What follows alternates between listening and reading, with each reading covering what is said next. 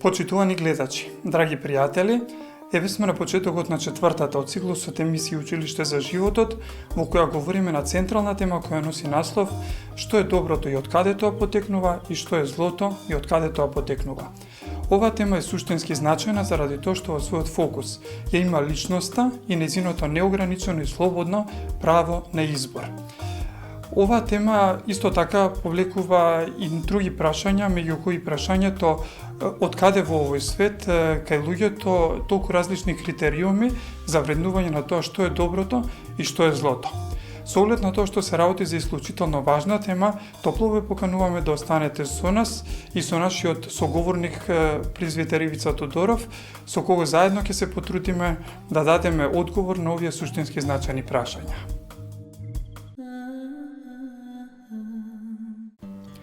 Отец Ивица, во претходната емисија од овој серијал говоревме за Бог како творец на се што постои во сите димензии на постоењето.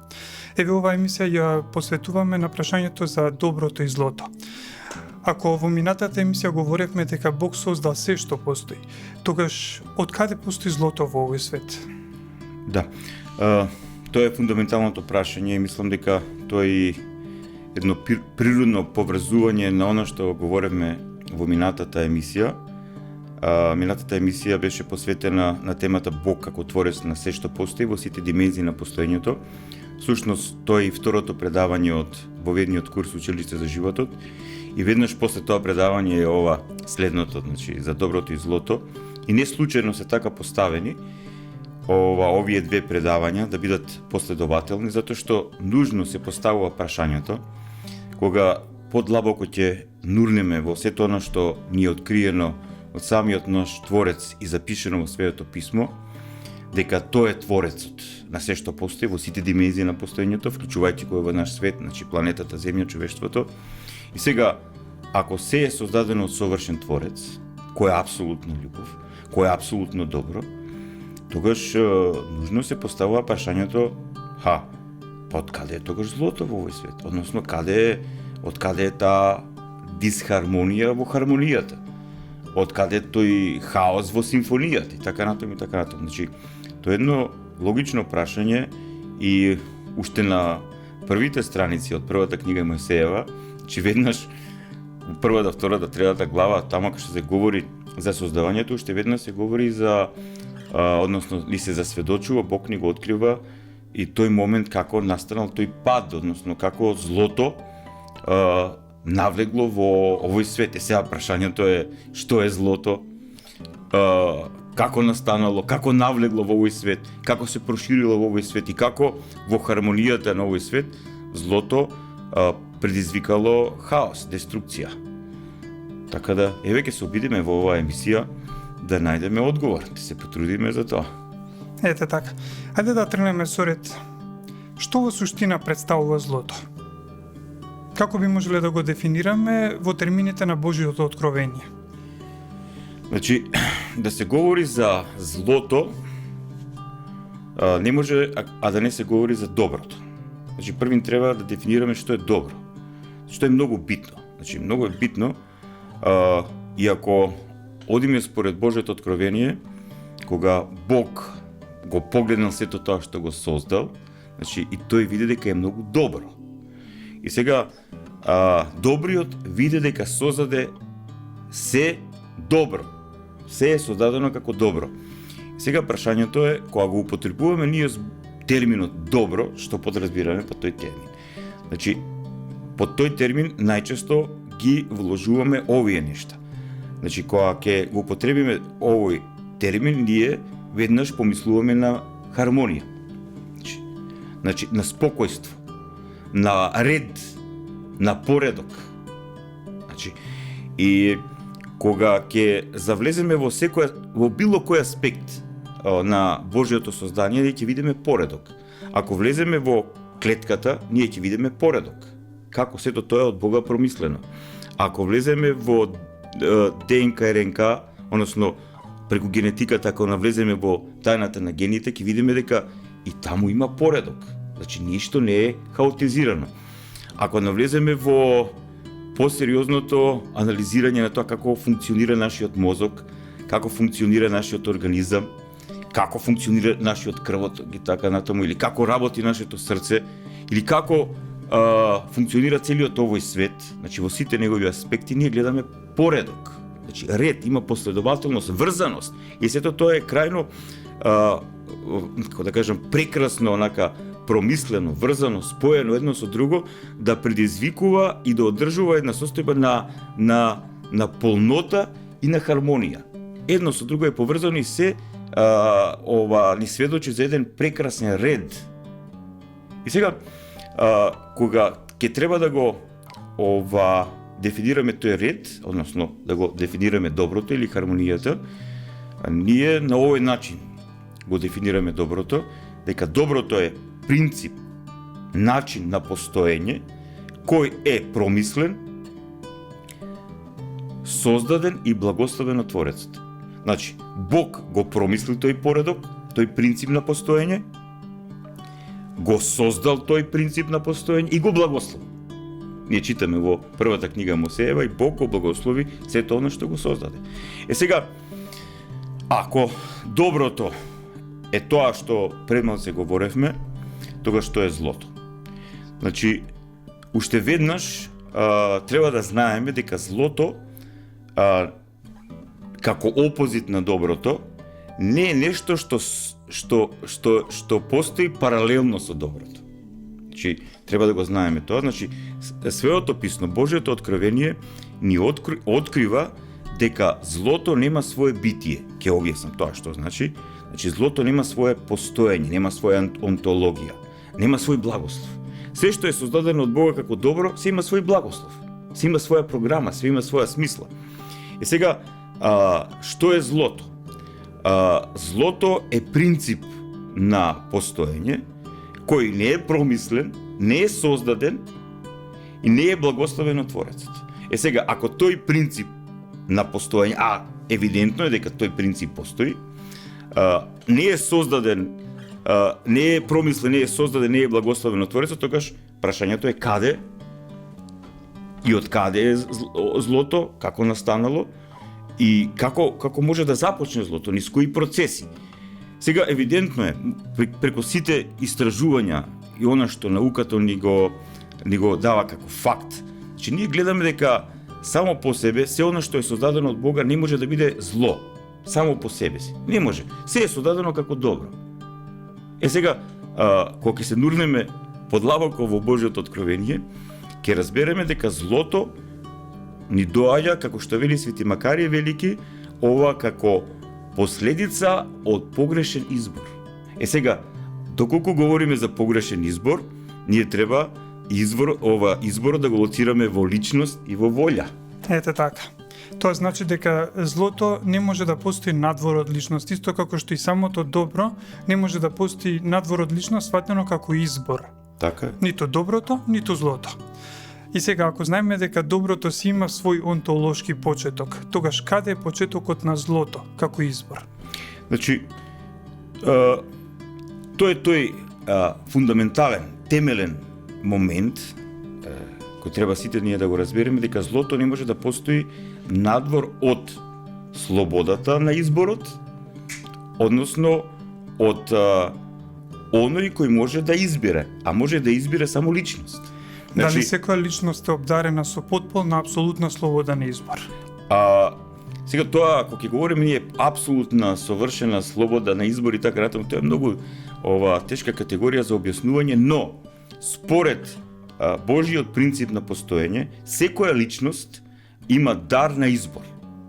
Има дар на избор. Има дар што ќе избере. Има слобода на избор. Сега, ние, кога го читаме Светото писмо, многумина кога го читат Светото писмо, така, оние кои се уште во почетничка фаза, го читаат тоа сведоштво од пророкот Мојсеј за Адам и Ева, нашите прародители во рајската градина. Односно, во минатата емисија објаснивме што представува таа рајска градина и така натаму, зошто е тоа баш на тоа место во планетата Земја, дека тој спои меѓу духовниот и материјалниот свет, најубавиот, како да кажам, спој. И во тој спој, во таа рајска градина, во Едемот, Бог ги поставил нашите прародители да јадат од дрвото на животот и јадејќи од дрвото на животот да се исполнуваат со живот, да се уподобуваат на Творецот и да стекнат ова остварена бесмртност, затоа што нашиот Творец ги создал нашите прародители со потенцијална бесмртност, која можеле да ја изгубат. А не биле во состојба на остварена бесмртност. Тие ја имале таа цел во рајската градина да остварат остварена бесмртност, односно бесмртност која не може да им се одземе. И како тоа ти, например, можеле да ја изгубат, а како можеле да ја реализираат таа бесмртност? Сега, значи во рајската градина, освен дрвото на животот, имаше уште едно дрво, дрвото на спознанието на доброто и злото. И сега веднаш се постава прашањето, особено од тие што почетнички чита Светото писмо, се од каде е ова дрво? Дрво на спознанието на доброто и злото.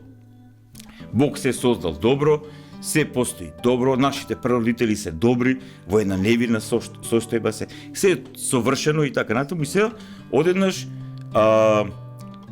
дрвото на спознанието на доброто и злото, и плюс Бог им вели: од секое дрво можете да јадете, но од дрвото на спознанието на доброто и злото немојте да јадете, затоа што кога ќе вкусите од него, ќе умрете. А добро, дали нашиот Творец ова дрво им го забранил за секогаш? Значи, пред да одговорам на ова прашање, сакам само да го објаснам овој момент. Значи, кога се чита понатаму Светото писмо, сериозно, и светите книги на Стариот Завет и светите книги на Новиот Завет, се тоа што ни е откриено преку пророците, особено преку нашиот Спасител, Господ Исус Христос, значи, преку сите нив, ние добиваме едно објаснување, односно една информација, дека во духовниот свет, во светот на ангелите се случила една страшна катастрофа. Односно, една личност од светот на ангелите, една личност од херовимскиот степен, сега кога говориме за светот на ангелите, значи тој свет на ангелите, колку што ние со нашиот ум имаме можно да го представиме тоа, функционира на тој принцип што колку си поблиско до Бог, толку си поголем слуга на останатите. Затоа што Бог е слуга на сите, он е изворот на постоењето. И сега постои тој принцип, колку повеќе слободно му се уподобуваш на Бога, колку повеќе се исполнуваш со неговата љубов и вистина, ти им служиш на другите. Тоа значи дека нашата пирамида, ако веќе збориме пирамидата на поредок, е свртена некако со врвот надолу. Оно што е најголем е всушност најдолу. Така е, така. И сега една личност од тој ангелски свет, затоа што и ангелите се зададени како личности, со слобода на избор. И ти има слободен избор. Да, една личност од ангелскиот свет, почин херувим. Значи, тој, како што ни засведочува Светото писмо, конкретно ни засведочуваат најдиректно за тоа пророкот Езекил и пророкот Исаија, тој свесно и слободно, значи свесно и слободно, избрал да се спротивстави на Божиот поредок на постоењето, односно да се спротивстави на доброто. А како тоа овој херувим се спротивставил на Бога и на совршениот поредок од Бога промислен? Значи, за тоа имаме сведоштво, како што реков премалку, во пророчките книги на пророкот Езекил и пророкот Исаија. Еве сега како пророкот Езекил го објаснува сето тоа. Тој вели вака: прави една споредба, евреите имале тогаш еден проблем со тирскиот цар и така натаму, и сега пророкот Езекил оваа мистерија за отпаднатиот ангел ја поврзува со тирскиот цар. Тој вели вака: ти беше помазан херувим, помазан, значи со овластување, заштитник, и јас те поставив за тоа, ти беше на светата Божја гора, одеше среде огнени камења. Ти беше совршен во патиштата свој, од денот кога беше создаден, се додека не се најде во тебе беззаконие. Значи, тука пророкот Езекил, вдахови на Светиот Дух, говори за таа духовна состојба и моќ што имал овој херој. Значи, ова Божјо создание. Ангелите се Божји создание. И не случајно вели пророкот Езекил дека тој херовим бил совршен во своите патишта, се до денот кога во него не се нашло беззаконие. И сега, кое е тоа беззаконие? Беззаконието, значи, прво и основно тој принцип на закон, значи тоа е поредок, значи во него се нашла состојба на беспоредок, на хаос. А сега како тоа започнало? Се започнало во моментот кога тој Херовим, кога тој кој совршено одел во патиштата своји на своето богоуподобување и екзистенција во тој духовен свет, се до моментот кога во него се зачнала една состојба што ние ја нарекуваме завидливост. А завидливост, убаво е нашите гледачи ова да го разберат, завидливост е нељубовно споредување. Значи Бог се што создал различно. И тие ангели биле различни по духовно ниво, по љубов, по принцип на совршенство и така натаму. И сега овој Херовим совршено се развива и љубовно се споредува со оние што се различни и на различните од себе им сведочил од својата љубов.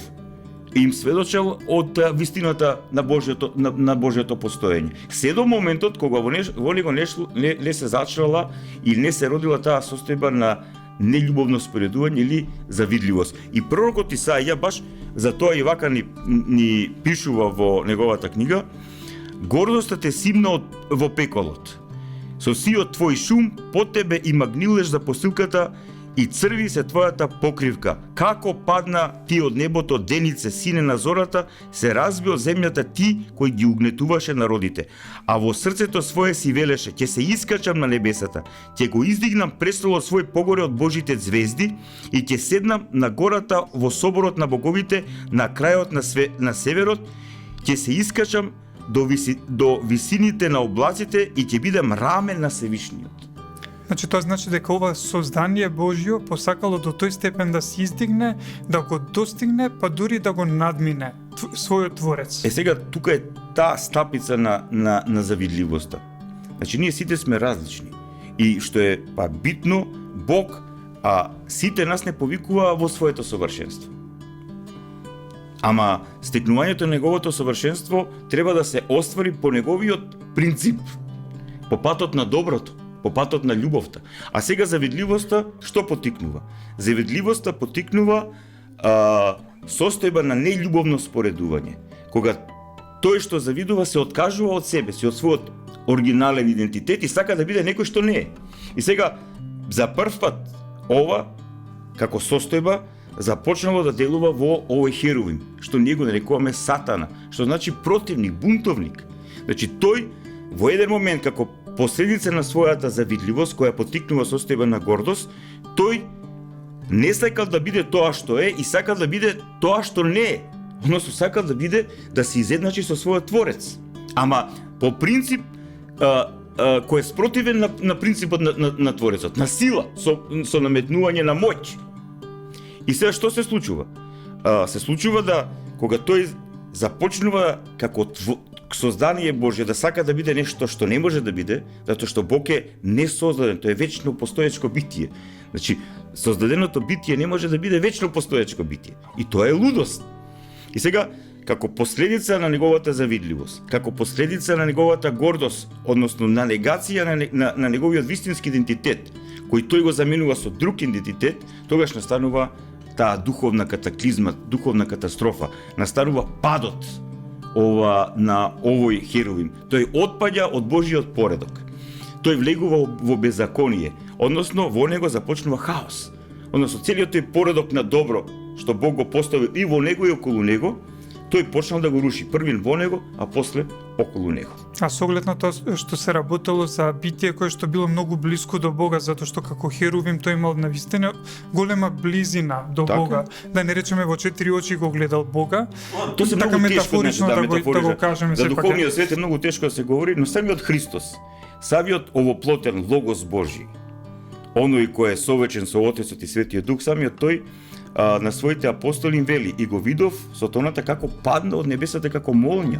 Да, значи Бог бил сведок на отпаѓањето на овој Херовим и потоа како што ни е тоа конкретно засведочено во откровението на Јован Богослов, 1/3 од ангелите кои ја прифатиле неговата лага, затоа што тој кога во себе го потикнал процесот на завидливост, нељубовно споредување, а нељубовното споредување во него потикнал процес на гордост, значи на негирање на својот вистински идентитет, затоа што гордите луѓе не го прифаќаат својот вистински идентитет. Тие сакаат да бидат нешто што не се. И затоа тие се полнат себе си со погрешен идентитет, односно со погрешна желба за тоа какви би сакале да бидат. И од таму доаѓа суетата, и од таму доаѓа егоизмот, и од таму доаѓа потребата за лага. Значи да се оправда лажниот идентитет. И сега, ако приметуваш, брат Иван, значи завидливост, гордост, суета, и сето тоа води кон егоизам и кон потреба за деструкција, ширење на деструкција, ширење на хаос. Сега, тој започна да шири хаос во тој поредок Божи во небесниот свет со тоа што почнал да лаже и во однос на Бога и во однос на себе си. И 1/3 од ангелите, за жал, ја прифаќаат неговата лага и од светли ангели тие стануваат демони. Односно стануваат нему подобни, не подобни на Бога, туку нему подобни. И така, во тој Божи поредок на постоењето, одеднаш започнува да настанува еден принцип на постоење, кој е спротивен на Божиот принцип на постоење, спротивен на доброто, односно спротивен на Божиото владење, односно спротивен на Божиото царство. И тој спротивен принцип на постоење е зло. Принцип на постоење кој е плод од избор, слободен избор, не наметнат, слободен избор, и тој слободен избор кој оди противно на Божјата добрина, односно на Божјото добро, на Божјата вистина, тој предизвикува хаос. И не случајно, ние христијаните злото го нарекуваме болест, затоа што таму кај што нема здравост, веќе почнува болест. И таму кај што нема светлина, веќе почнува темнина. И уште мора да се каже и тоа дека злото не е само недостаток на добро, поточно е да се каже дека злото е агресија против доброто. Агресија против доброто, затоа што ние гледаме веднаш дека злото кој делува во личностите на отпаднатите ангели, тоа веќе шири хаос, шири немир. И тоа го гледаме и во овој свет. Луѓето кои имаат зло во себе, односно луѓето кои, а сите ние сме за жал инфицирани и со завидливоста, и со гордоста, и со суетата, и со егоизмот, како темел на секое зло, со овој синџир на злото, и ние, затоа што сме внатрешно дехармонизирани и во хаотична состојба поставени, ние шириме исто така хаос. Ние шириме деструкција. Сега Бог, да се вратиме на она што говоревме за рајската градина, нашиот Творец им забранил на нашите прародители Адам и Ева да вкусат од дрвото на познанието на доброто и злото, затоа што ќе умрат. Но, како што вели Свети Јован Златоуст и останатите свети отци, толкувајќи го Битие, односно првата книга Мојсеева, тие велат дека не за секогаш Бог имал намера да им забрани на нашите прародители, и се разбира и на оние што ќе се роделе, замисли, ако нашите прародители не отпаднале од рајската состојба, таму би се раѓале нови личности, потомците на Адам и Ева, но во добрата состојба. Така. Да. И тие би биле ширители и негуватели на доброто. Хармонија. Ете така. И сега, Бог не за секогаш ја имал таа забрана во однос на пристапот кон доброто и злото. Тој преку послушанието ги мотивирал педагошки, мистагошки нашите прародители духовно да растат, то значи личносно да зреат, да се уподобуваат на нему како Творец, да ги стекнуваат неговите својства. Така и е кажано, и Бог го создаде човекот по свој образ и подобие. Значи, образот им бил даден на Адам и Ева, значи, о личноста, и сега таа личност треба да се уподобува на Бог. И сега, кога они ќе ја надминале состојбата на потенцијална бесмртност и ќе ја остварале бесмртноста, односно оној принцип на постоење во кој постои самиот Бог, значи, тогаш Бог ќе им ја открил оваа тајна. Затоа што и самите тие ќе влезеле во таа полнота на како да кажам, на постоење во тоа царство Божје, односно во тој поредок, не само на оваа планета, него во сите димензии. Но тоа ако Адам и Ева не отпадна, тоа ги очекуваше, но они за жал излажени од сотоната, сега е многу јасно кој е овој сотона. Значи, овој Божји противник, иако Бог ги опомена нашите прародители, тие не го послушаа Бога И многу интересно, Сатаната ги излаже нашите прародители со тоа што им вети дека ако јадат од дрвото на спознанието и на доброто и злото ќе станат како богови, односно како ангелски битие, како битие со остварена бесмртност. И тука беше грешката и на нашата прародителка Ева и Адам потоа, затоа што Сатаната не им ја кажуваше целата, како да кажам, тука не пристапи со целосна лага, туку пристапи со полувистина. Да. Затоа што и Адам и Ева знаеш што ги очекува и кога ќе може да вкусат од дрвото на спознанието на доброто и злото. Но ако чекореа, односно ако се развива во тој принцип на богоуподобување, ако го исполнува сето тоа што Бог им го заповедаше. Но за жал, тие излегоа од Божјата заповед, излегоа од Божјиот принцип на само себе усовршувањето, уподобувањето или стекнувањето на таа остварена бесмртност. Значи, кога го напуштија Божјиот принцип, Божјата насока, кога ја напуштија Божјата заповед и Божјата заштита, тие се отворија за делувањето на овој деструктивец и на овој дефокусатор. Значи, целта е да ги дефокусира од патот. И тоа, мислам, за мене е една од најточните дефиниции за оној нашиот духовен непријател, дефокусатор. Тој те дефокусира. Значи, те отргнува вистинскиот пат, те отргнува од вистинската насока, те отргнува од вистинскиот правец, од вистинската смисла на твоето постоење, те фрла во аут, те фрла во промашување. Тоа е греф, промашување. И во тој момент кога први Ева, а потоа Адам се отворија преку своето непослушание во однос на Бога, а со послушание во однос на деструкторот, на дефокусаторот, во тој момент тие својот ум, своето духовно битие, а после тоа и телесно битие, го отворија за делувањето на злиот, на изворникот на злиот. И во тој момент тие беа инфицирани со злото. Односно, во нивниот ум, во нивното срце, во нивната волја, во нивната душа, во нивното тело, буквално како отров, како отпадна вода, она валкана, тој отров на злото направи инфекција во нивната, како да кажам, добра од Бога благословена природа. И тој поредок од Бога благословен почна да стапува во состојба на хаос. И тие се наквасија, ако можам така да кажам, или се инфицираа и со завидливоста, и со гордоста, и со егоизмот, и со суетата, и со желбата за деструкција, и со желбата за манипулација и така натаму. И ние гледаме што се случува после нив во овој вако свет. Така, добра, пред да се случеше овој момент Адам и Ева да се поведат од ова понуда што им ја дал лукавиот, може ли уште еднаш да размислат, да се преумат, да го консултираат повторно Творецот, што ни кажува змијата, што ни кажуваш ти, збунети сме, не знаеме, дали сме излажани, дали може уште еднаш да се преиспитаат? Многу интересно прашање и плюс тука го забравяме тој битен момент.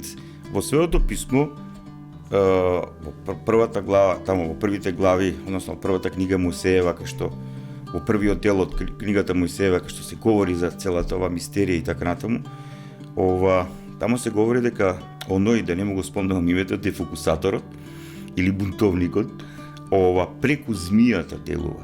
Затоа што демонските сили делуваат како тие се духовни сили, зли духовни сили. Тие во овој материјален свет делуваат преку Божјите созданија, односно делуваат преку Божјата творба. И ние гледаме како тој демонот преку змијата делувал и на Ева и на Адам. Се зборува за змијата. И ние гледаме дека Ева говорела со змијата, Адам исто така со останатите животни. Значи имало една полнота на живот, на комуникација тамо. И помеѓу луѓето и помеѓу животните, затоа и Ева не било ничто чудно што змијата и проговорила. Да. И сега кога се случува ово отпаѓање, односно ово инфицирање, кога ние христијаните велиме Адам и Ева отпадна од Бог, односно по тоа подразбираме дека Адам и Ева отпаднале од оној принцип, начин на живење, постоење што нашиот Творец за нив го промисли, го создаде и го благослови. ти отпаднал тоа и завлегува во една сосем друга состојба на екзистенција за која самите ние денеска сме сведоци. И веднаш после падот ни е засведочено тоа дека Бог го прашува Адама каде си Адаме. Се многу интересно е тоа прашање. Бог знае многу добро каде Адам во географска просторна смисла на зборот, туку Бог му упатува на Адам онтолошко прашање, етичко прашање, морално прашање. Значи се отвара моментот за моралот. Значи, кај си ти сега? Дали си свесен каде си? Да, мислам. И сега тоа бил повик за покаяние, брат. Так. Значи тука била можност, Адаме, преиспитај се. Да. И тоа е тој момент кој е формула, противен. Тоа е формула. Исто така Бог му пристапува и на Каин. Исто така Бог ни пристапува на сите нас кога ќе се инфицираме со злото, тој ни дава шанса тој погрешен чекор што сме го направило да го вратиме назад. Так. И тоа се вика покаяние. Так, и Адам овде имал можност да се покаја, имал можност и Ева да се покаја. Така. Меѓутоа и да се вратат кон оној принцип кој Бог го промислил за нив. Така, и тие после тоа покаяние ќе можеле повторно да се повратат на здрава состојба, на постоење жива комуникација со Творецот во најљубовна заедница која што до тој момент успеале да изградат со него. Но што приметуваме ние? Меѓутоа кај нив постоела една друга состојба. Веднаш хаос. Веднаш Адам се оправдува, не клекнува, не баре покаяние, не си ја признава својата промашеност, туку тој Бога го прави виновен. Так. Вика, жената што ти ми ја создаде, вика, таа е виновна, жената вика змијата и така натаму. Така, значи ти си создател виновен што ја создаде змијата, што ми ја даде мене жената, само јас не сум виновен што го направив престапот. Сега, брат Иван, внимавај, тука има еден, ако се прави една подлабока анализа на библискиот текст, тука има една пројава на оној демонски дух. Значи, кога нашите прародители Адам и Ева се инфицирале со злото, во нив веќе делува демонскиот дух на надменост. Што тоа значи таа надменост? Сега, дух на надменост, односно дух на оделување. Значи, Адам и Ева до моментот на падот тие биле во една полнота, во едно единство со животот, со доброто. А после падот, значи, тие доживеале состојба на изопштеност. Ама не само изопштеност во однос на Творецот, туку и изопштеност во однос на самите себе си. И во нив започнала да делува таа состојба на завидливост, на гордост, на егоизам, на самооправдување. Таму доаѓа самооправдањето. Гордиот човек, а егоистичниот човек, суетливиот човек, тој не ги признава своите грешки. Па тоа го гледаме во секојдневието. И еве, таму е тој отров. И тие пројавиле дух на надменост, а не дух на покорност, дух на љубов, дух на разбирање, дух на прифаќање на Бог како татко. Сега ти си виновен. Ти си одговорен. А не се вртат кон себе и не ја барат својата одговорност. Плюс Господ не ги повикува за да ги казни, туку ги повикува да ги исцели. И тоа е тоа.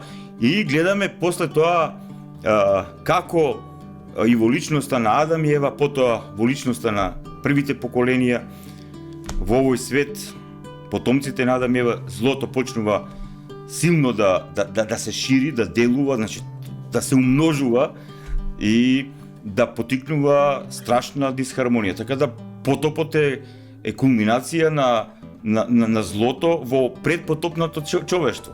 Значи до кој степен, значи таа сила, тој потенцијал што го имало предпотопното човештво, тој потенцијал од Бога бил даден за добро, за хармонија, за царство Божјо, за остварување бесмртност, остварување начин на постоење сличен на Бог, тие сето тоа го оставиле на страна, го турнале во себе си и тргнале во деструкција. Дали тоа значи дека самиот Бог испраќајќи го потопот всушност им ја одзел слободата на личностите да продолжат да живеат во тој пат во кој што по своја слободна волја одлучиле да живеат? Значи, многу интересно прашање. Сега тука кога се зборува за злото, сега многу интересен тој момент сега како Бог реагира во однос на целиот овој принцип. Сега многу е битно да сватиме дека Бог реагира заштитнички, тој сака да го заштити човештвото. Односно да го заштити своето создание. да го заштити оној кој има голема вредност во неговите очи, а тоа е човековата личност, човековата душа, човековото постоење и така натаму. И потопот на еден начин е прекинување, значи, одземање, прекинување на тој принцип на живот во пад. Но треба да знаеме една работа, дека патриархот Ное со неговите синови, додека ја градеа ова арката или бродот, ова кораб и така натаму, тие 100 години го повикуваат тој народ на покаяние. 100 години. 100 години. Тие луѓе тамо беа повикувани од Бога да се вратат кон вистинскиот правец. Но тие до тој степен се изнегираа себе си со погрешниот избор, до тој степен се исполнија со деструкција, што самите се обесмислија, самите си го обесмислија своето постоење. И како последица на нивното обесмислување, обесмислувањето на нивното постоење е потопот. Иако во своето послание апостолот Петар ни говори дека Христос по неговото страдање на крстот, тој со својата човечка душа и божествена природа се симна во Шеолот, односно во Адот, да ги излече душите на сите оние што беа заминати од овој свет со своите души, вклучувајќи ги тие луѓе од потопот, да ги повика кон покаяние, за да Бог ги заштити нивните души, ги спаси нивните души. Божјата премудрост во однос на целиот овој принцип на хаос што се ради во овој свет, може до некаде, до крај не може сега, кој може да влезе во Божјиот ум, до некаде да се разбере, ако го читаме внимателно своето писмо. И ние ќе видиме како Бог полека во целиот овој хаос, во целата ова болна состојба во која се наоѓа нашиот свет и човештвото, тој вбризгува свое влијание, односно непрестано внимава да не се изгуби пламенот на доброто, пламенот на вистинската вистина, пламенот на вистинската смисла, пламенот на вистинската насока, пламенот на животот. И ние гледаме како полека Господ преку од себе повикани луѓе, тоа се први патриарсите, потоа пророците и така натаму, потоа цел еден старозаветен народ, Божи еврејскиот народ, Бог и преку совеста на луѓето, Бог го чува, го заштитува овој свет од тотална деструкција. И што е најбитно, кога читаме Светото писмо полека и внимателно, гледаме како Бог, нашиот небесен творец, нашиот небесен татко, го подготвува доаѓањето во овој свет на спасителот на светот, на Месијата, на оној кој е овластен овој свет да го искупи од оваа падната состојба и да го победи, разобличи злото како болна состојба. Така. После ова сеопфатна дискусија и анализа по овие битни прашања, јас би предложил овде да погледнеме анкетата, која што нашите соработници ја подготвија на оваа тема, па да видиме како тоа нашите сограѓани размислуваат на темата на доброто и злото. Било полезно, да видиме како оваа проблематика се приумува и во другите умови.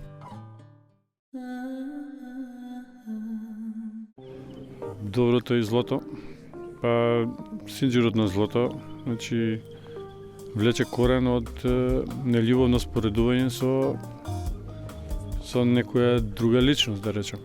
И штом доаѓа до такво споредување и веќе имаме извор на зло, да речем. Така. И сега тука уште би додале, значи тој е така наречен синџир на злото, нели? Суетата, завидливоста,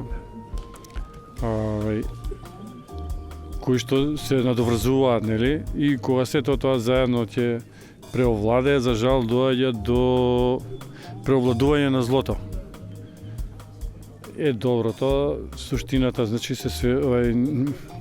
би требало да речеме дека сакаме да бидеме да биде добро, да ни биде добро. За да ни биде добро, значи треба да го правиме на другиот она што сакаме нас да ни го прават, односно да не му го правиме на оној другиот она што нас не би сакале да ни го прават. Доброто се знае од каде доаѓа од Бог доброто. Сега злото доаѓа од тој другиот. Тој си е друго нешто завршена, приказна за мене и тоа е Бог само и ништо друго. Доброто ни доаѓа од Бог, значи од Творецот, од Создателот, од нашиот Бог Исус Христос.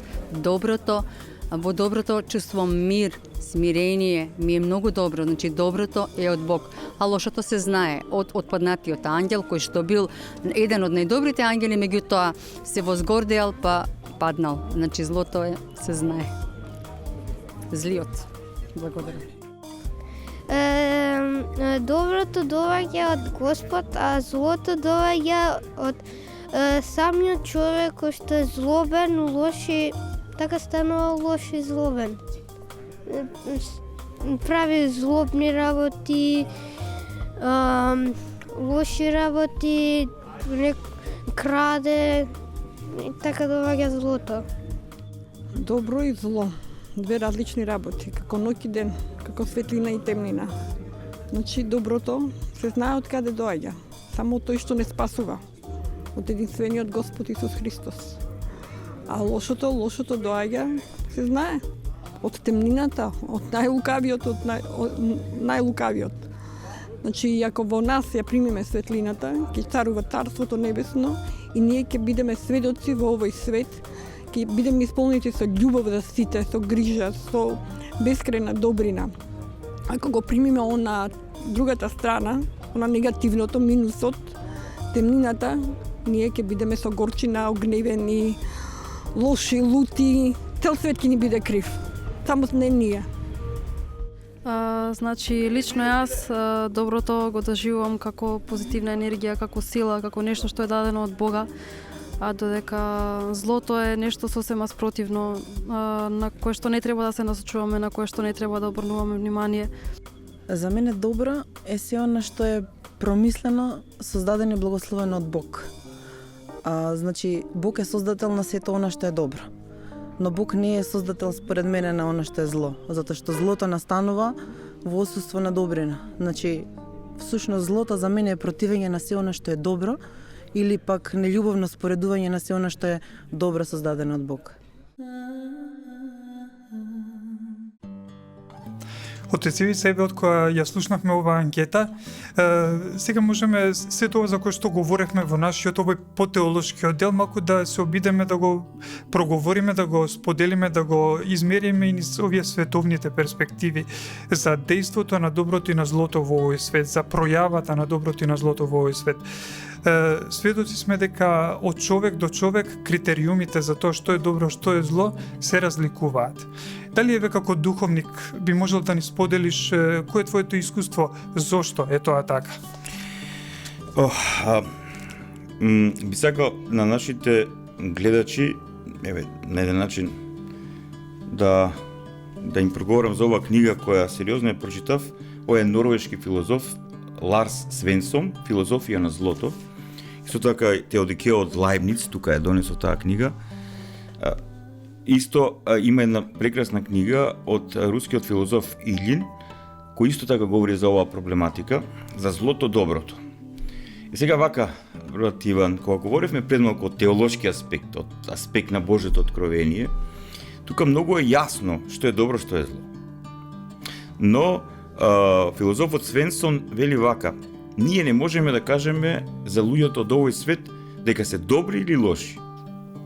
Ние не можеме, значи ние луѓето од овој свет не можеме да кажеме за луѓето дека се добри или лоши. Односно, се извинувам, добри или зли. Лошо е нешто друго. Значи, затоа што вели Свенсон, секој од нас е добар и зол. Затоа што секој од нас има во себе од инфекцијата на злото. И сега, според тоа, колку сме инфицирани од злото, колку тој синџир на злото пуштил длабок корен во нас, колку нашата личност е заматена, егоизирана, дефокусирана и така натаму, и според тоа се создаваат различни критериуми за тоа што е добро, што е зло. Значи, еден егоиста, еден саможив човек кој мисли дека целиот свет постои за него и дека е тој центар на постоењето, тој мисли и вреднува дека се тоа што е спротив на неговите интереси, спротив на неговото его е зло. Так, со други зборови, човекот кој што го мери светот со самиот себе си Така е. и кој што само себе си се бендисува, не може да има прифаќање за другите во некои димензии. Значи, денеска во најголем процент луѓето се во состојба на духовна темнина, односно во состојба на духовна заматеност или во духовно етичко личносно промашување и незрелост. И се сите ние размислуваме така, според контекстот на нашиот интерес, според контекстот на нашето его, потреби, желби и така натаму. И за нас, како што реков пред малку, препознатливо е тоа за нас луѓето, вклучувајќи ми мене. Значи, она што не е во интерес на моето его, на мојот интерес да биде зло, а тоа што е во интерес да биде добро. Но дали е тоа вистинскиот критериум? Така е, така е. И сега, само оној човек што духовно се разбудил, односно што станал свесен за својот идентитет, за својата личност, и само оној човек што свесно станал, односно стекнал сознание за својот егоизам, за своето его, за својата лажна личност. Тоа е многу интересна тема, како се формира во нас таа лажна личност и така натаму, но човек кој стане свесен за својата лажна личност, за својот лажен идентитет, и кој ќе почне да се бори против својот лажен идентитет, односно тој лажен идентитет кој зрачи со зло и со деструкција, кој ќе почне да се бори против тој лажен идентитет, кој ќе почне да се бори против синџирот на злото во себе си, односно против завидливоста, против гордоста, против суетата, против желбата за манипулација, за сеење на страв, лага и така натаму, таквиот човек полека, значи доаѓа до внатрешниот поредок на нештата, доаѓа до доброто внатре во себе. Не случајно самиот Христос вели, Царството Божие е внатре во вас. Што значи тоа? Вистинскиот поредок на постоењето е внатре во вас. Доброто е внатре во вас. И сега, кога во таков процес човек ќе дојде до внатрешен поредок, тој доаѓа до доброто во себе си. И таквиот човек кога чита Светото писмо, на таквиот човек Светото писмо му е јасно. Затоа што тој знае зошто е тоа така напишано како што е напишано, не разбира пораката. Но тој човек го чита и овој свет, ги чита и луѓето и така натаму. И тој знае да разликува што е добро, што е зло. Така е, меѓутоа и патот за да се стигне до таа состојба на можност човекот да ја прави таа сериозна разлика помеѓу доброто и злото, онака како што Бог ја прави таа разлика, потребно е да помине одреден пат. Така е, бидејќи сме ние свесни дека Бог чука на вратата на секое срце, затоа што нема мило ниту еден од нас да загине, сите да дојдеме до покаяние. А Божјата волја е сите да се спасат и да дојдат до познавање на вистината. Тоа е Божјата волја за секој од нас. Ама сега убаво спомна се, Бог сите нас не повикува, но целиот проблем е дали ние сакаме да се откажеме од својот лажен идентитет. Так. И сакаме да го прифатиме својот вистински идентитет или не? Така. И добро, што се случува потоа со таа личност која што ќе го почувствува во себе Божјиот клик, што би рекле, која ќе го почувствува Божјиот призив? Кој е патот за да би можела таа личност да почне да созрева, да почне да расти, да почне да се очистува од гревот во себе? Значи, тука започнува она што ние би го нарекле духовен живот, всушност. Живот на вистинската личност. И почнува тој човек да ги фаќа трагите на Божиот поредок. Тој почнува сега во светот да гледа добро. И што е најбитно, Илин за тоа говори дека кога еден му вели дека во светот има повеќе зло и повеќе добро, тој вели се зависи од аспектот на тоа со кои очи гледаш. Ако си зол и злоподобен, тогаш насекаде ќе гледаш зло. Но ако не си зол и обратно се бориш против злото, или до некаде си успел да се очистиш од злото, ти веќе доброто ќе го гледаш во себе, во другите и во Божјото создание. Таквите луѓе се восхитуваат од Божјото создание. Тие се восхитуваат од поредокот на доброто во овој свет. И таквите луѓе не шират деструкција. Многу интересно да се анализират личностите на сите тие луѓе што потикнале сериозна деструкција во овој свет. Војни, страдања, така натаму и така натаму. Треба ако се направи, најчесто се спомнува Хитлер и така натаму, но кого сакате може друг да земеме и ќе видите дека самите тие имале сериозен внатрешен проблем во својата личност. И, значи, и како се формирала таа желба за деструкција кај нив. Значи, тоа е тоа. И што е најбитно, и ова би сакал да го споделам. Значи, сите ние, кои сме добри зли, кои сме инфицирани, кои се бориме со со злото во нас, за сите нас има шанса да дојдеме до таа здравост.